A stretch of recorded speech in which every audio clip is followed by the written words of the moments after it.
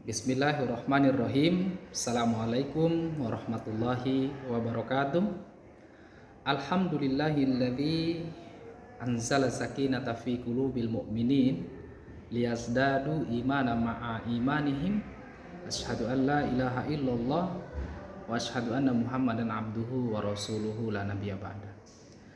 Baik, pada kesempatan ini kita akan membahas bersama tentang materi larangan Allah Subhanahu wa taala untuk tidak berlaku sombong dalam hidup dan kehidupan ini.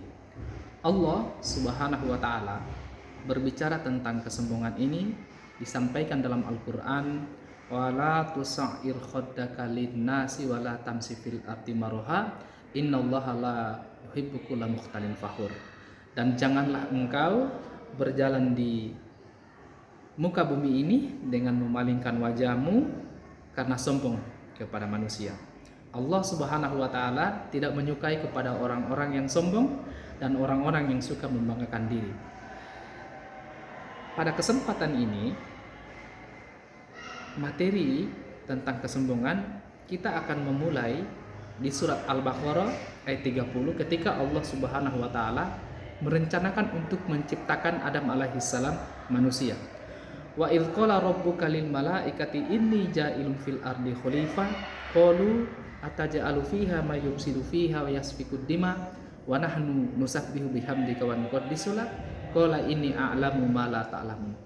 Ayat ini Allah Subhanahu wa taala berencana untuk menciptakan Adam alaihissalam, menciptakan manusia. Inni ja'ilun fil ardi khalifah. Aku hendak menjadikan khalifah manusia di muka bumi ini.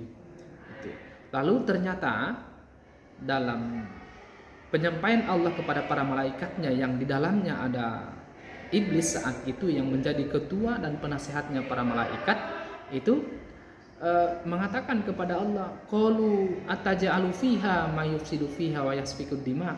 Ya Allah, mengapa engkau hendak menjadikan manusia di muka bumi sementara mereka hanya menumpahkan darah di dalamnya? Itu, hanya menumpahkan darah di dalamnya. Wa nahnu nusabbihu bihamdika wa nuqaddisu lak. Bukankah ada kami yang selalu bertasbih?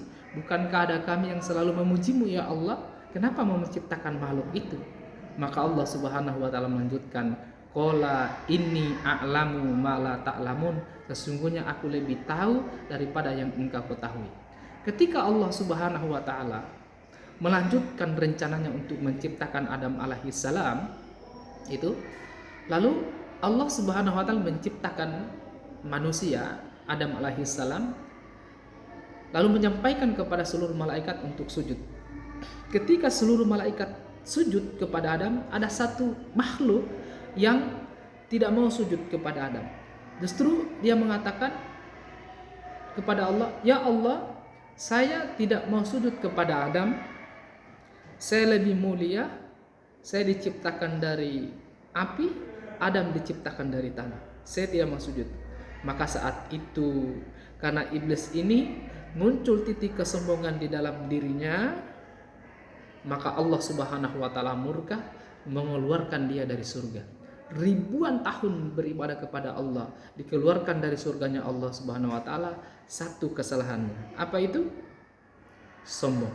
Oleh karena itu Allah menyampaikan, melarang kepada manusia, melarang kepada hambanya untuk tidak bersikap sombong, memalingkan wajahmu kepada manusia karena ada kesombongan di dalam hati kita. Ada beberapa hal yang menjadikan manusia bisa muncul titik kesombongan di dalam dirinya. Satu, ada yang disebut dengan ziyadatul mal, bertambahnya harta. Kemudian ziyadatul ilmi, bertambahnya ilmu. Kemudian ziyadatul manzil, bertambahnya jabatan. Kemudian yang terakhir ziyadatul ta'ah, bertambahnya ketaatan.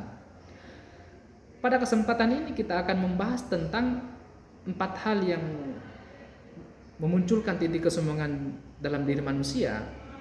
Tadi ziyadatul mal, bertambahnya harta. Allah Subhanahu wa taala tidak melarang kita untuk mencari harta yang banyak. Tidak dilarang, bahkan Allah Subhanahu wa taala menyampaikan, ketika engkau sudah menghadap menyembah kepadaku, maka silakan bertebaran di muka bumi untuk mencari nafkah, mencari harta. mencari rezeki, Allah tidak melarang kita. Bahkan menjadi orang kaya yang beriman itu lebih baik daripada menjadi orang miskin yang beriman, karena tangan di atas lebih baik daripada tangan di bawah. Lebih baik kita memberi, bersedekah, daripada kita meminta-minta. Nah, tetapi terkadang gara-gara harta itu bisa muncul titik kesombongan dalam diri manusia. Kenapa? Karena dia bisa membeli segalanya, sikap tutur katanya sudah berubah karena harta yang diberikan. Seperti kisahnya Qarun, ketika sudah diberikan semuanya kepada Allah Subhanahu wa taala, muncul dalam hatinya bahwa semua ini karena perjuangannya, lalu Allah murka mengambil semua harta yang ada kepada Qarun, menenggelamkannya dalam bumi. Yang kedua, ziyadatul ilmi. Allah juga tidak melarang kita untuk belajar, untuk mencari ilmu. Bahkan Allah Subhanahu wa taala menyampaikan, yarfa'illahu alladzina amanu minkum walladzina utul ilma darajat. Allah akan meningkat derajatnya kepada orang-orang yang beriman dan kepada orang yang berilmu. Artinya bahwa Allah Subhanahu wa taala menyukai kepada orang-orang yang berilmu, orang-orang yang beriman. Tetapi kita diperintahkan oleh Allah, kalau kita sudah berilmu, jangan menjadi seperti iblis. Iblis itu makhluk yang pintar dari para malaikat, menjadi ketuanya para malaikat, tetapi dikeluarkan dari surganya Allah Subhanahu wa taala, dan dia merasa hebat, merasa pintar dari yang lain. Muncul titik kesombongan di dalam dirinya.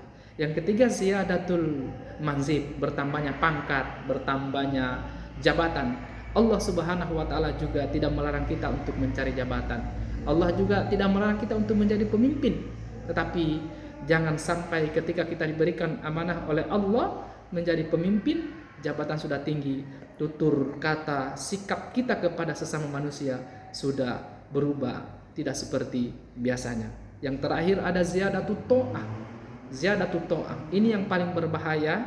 Kenapa? Orang yang sudah dekat dengan masjid, sudah tak pernah putus solatnya, dekat dengan masjid, tapi ada terbesit di dalam hatinya, merasa dekat dengan Allah, merasa suci dari yang lain, maka ingat engkau sudah munculkan di dalam dirimu titik kesombongan yang ada di dalam hatimu, merasa engkau pemilik surga, lalu menganggap yang lain yang belum dekat dengan masjid mereka penghuni neraka. Nah, oleh karena itu janganlah kita bersikap sombong dalam hidup dan kehidupan ini, karena Allah Subhanahu wa taala sangat melarang kepada hambanya untuk menyombongkan diri dalam hidup dan kehidupan ini. Demikian materi pada kesempatan ini, maka kita berdoa kepada Allah semoga kita terhindar pada kesombongan di dalam diri kita. Billahi fisabilillah. Wassalamualaikum warahmatullahi wabarakatuh.